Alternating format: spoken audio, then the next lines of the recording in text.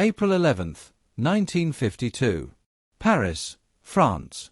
In a polished conference room filled with the sharp creases of Allied uniforms and the quiet authority of men who had commanded fleets, divisions, and entire nations at war, Dwight D. Eisenhower stepped to the podium. 7 years earlier he had orchestrated the largest amphibious invasion in human history.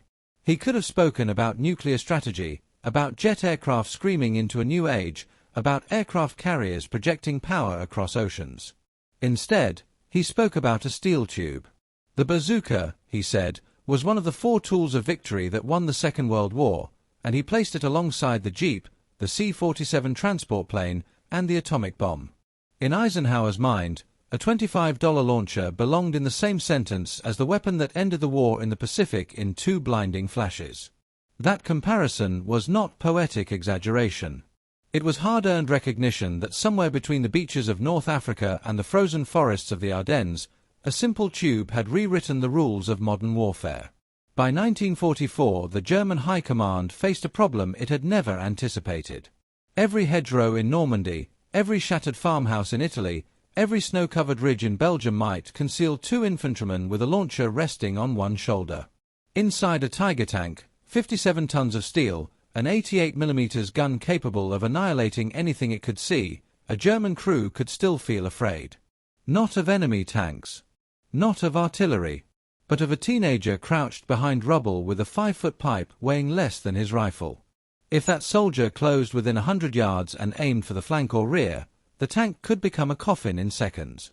Blitzkrieg had been built on speed and shock, on armored columns driving forward with terrifying momentum.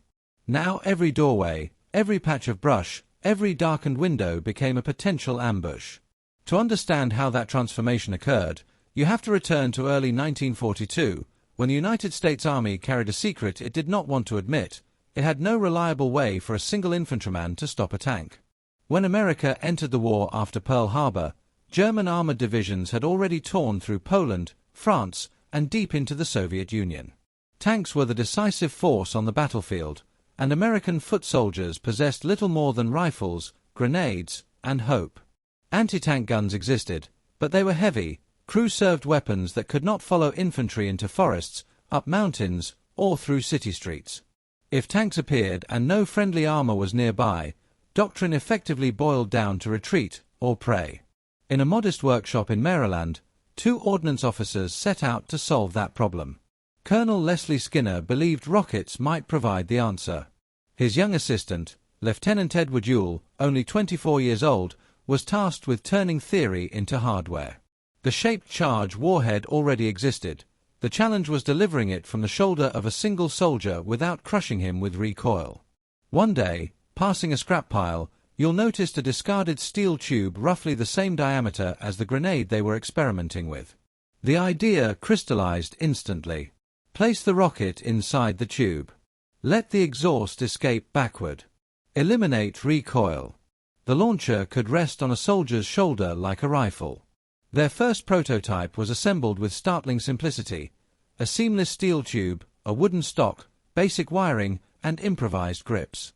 On the morning of a critical demonstration at Aberdeen Proving Ground in May 1942, they realized the launcher had no sights. Ewell bent a wire coat hanger into a crude aiming device and attached it to the tube. When he stepped forward to fire at a moving tank target, expectations were low. The rocket streaked out in a trail of smoke and struck the tank squarely. He reloaded in seconds and hit it again. Compared to complex, heavy anti-tank devices that had just failed to score a single hit, the crude tube looked almost absurd until it worked. Major General Gladion Barnes reportedly remarked that the launcher resembled a musical instrument used by comedian Bob Burns. The nickname Bazooka stuck. More important than the name was the speed of adoption. Within weeks, General George C. Marshall authorized thousands of units. Production contracts flowed to factories that could fabricate the simple tubes with minimal retooling. Each launcher required roughly 20 pounds of steel and a few hours of labor. Rockets cost only a few dollars apiece. A soldier could learn to operate it in an afternoon. 2 men, gunner and loader, could carry anti-tank power anywhere infantry could march. Yet the bazooka's first combat appearance in Operation Torch in November 1942 nearly undermined its promise. Thousands were shipped in sealed crates to North Africa, but inadequate training and unreliable early rockets plagued their debut. Some failed to ignite, others misfired. When German forces under Erwin Rommel counterattacked at Kasserine Pass in February 1943, inexperienced American units were overwhelmed. In the chaos of retreat, several intact bazookas fell into German hands. Engineers in Berlin immediately recognized the significance of what they had captured. They studied the design, enlarged the warhead, and produced their own version, the Panzerschreck. On paper, the German copy was formidable, boasting greater penetration. But it was heavier, more cumbersome, and produced a fierce backblast that required protective gear. Most critically, Germany could not match American production capacity. While hundreds of thousands of Panzerschrecks were built over the course of the war, American factories turned out bazookas and rockets in staggering quantities, spreading production across dozens of states. The difference reflected a broader industrial reality. Germany excelled at engineering excellence, the United States excelled at manufacturing scale. Good enough, produced by the hundreds of thousands, could outmatch superior design built in limited numbers. By the invasion of Sicily in July 1943, improved rockets and better training had transformed the bazooka into a reliable battlefield tool. German tank crews began receiving directives to avoid advancing into urban areas without infantry support. The psychological shift was profound. Infantry who once felt helpless against armor now possessed a weapon that could at least level the odds. Confidence replaced paralysis. In Italy's narrow streets and stone villages, soldiers discovered the bazooka's versatility, blowing holes through walls to advance under cover, destroying bunkers, clearing fortified houses. It became more than an anti-tank weapon. It was a portable demolition charge that accompanied infantry wherever they fought. In Normandy after D-Day, the bocage country, fields divided by thick hedgerows, proved ideal terrain for ambush. Tanks cresting embankments exposed vulnerable undersides, vision was limited, movement was slow. Bazooka teams concealed behind earthen walls struck from close range. Official reports attributed a significant portion of German armored losses in the American sector to handheld rockets, but statistics understated the broader effect. Tanks were delayed, rerouted, or abandoned because commanders feared unseen infantry threats. Blitzkrieg depended on momentum. The bazooka eroded that momentum hedge by hedge. During the Battle of the Bulge in December 1944, the launcher faced its harshest test. Sub-zero temperatures interfered with ignition systems, batteries lost charge, propellant behaved unpredictably. Soldiers warmed components under their coats and waited until tanks closed to terrifying proximity before firing. Among those who stood their ground was Private First Class Francis Curry, who used a bazooka to repel multiple German tanks near Normandy, actions that later earned him the Medal of Honor. His story was not isolated. Across the Ardennes, bazooka teams engaged Panthers and Tigers at distances measured in yards, not miles. The courage required to let a tank approach within lethal range before firing cannot be overstated. It was warfare distilled to nerve and timing. The weapon's adaptability even inspired improbable innovation. Major Charles Carpenter, flying a fragile L-4 Grasshopper observation plane, mounted bazookas under its wings and attacked German armor from above, earning the nickname Bazooka Charlie. His exploits captured a uniquely improvisational spirit. When confronted with a problem, attach a solution, even if it seems outrageous, and try. By war's end, nearly 500,000 bazookas and millions of rockets had been produced. The economic implications were staggering.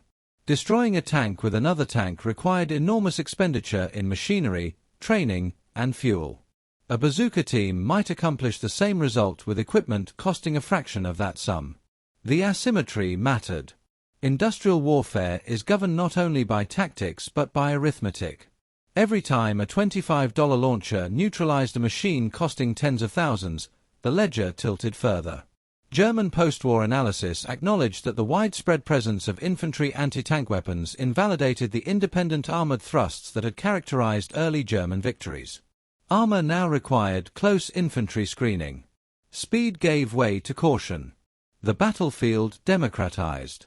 No longer was anti-tank capability confined to heavy guns and armored formations. It resided in foxholes, barns, and forests, wherever two soldiers could carry a tube and a handful of rockets. So when Eisenhower in 1952 placed the bazooka beside the atomic bomb in his list of decisive tools, he was not equating explosive yield. He was recognizing strategic impact. The atomic bomb ended a war abruptly. The bazooka altered how that war was fought on thousands of battlefields.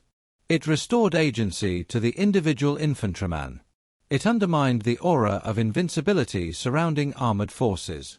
It exemplified a broader American approach: combine simple engineering with mass production, distribute capability widely, and trust ordinary soldiers to wield extraordinary power. From a scrap pile in Maryland to the hedgerows of France and the snows of Belgium, the bazooka's journey traced the arc of industrial democracy in arms. It was not elegant. It was not perfect. But it worked, and it worked everywhere. In the end, that steel tube represented more than a weapon. It signaled a shift in balance, a reminder that even the most fearsome machine can be countered by ingenuity scaled at speed. By the time German tank crews fully grasped that reality, the sound of a rocket leaving a shoulder-fired tube had already become the echo of a changing world.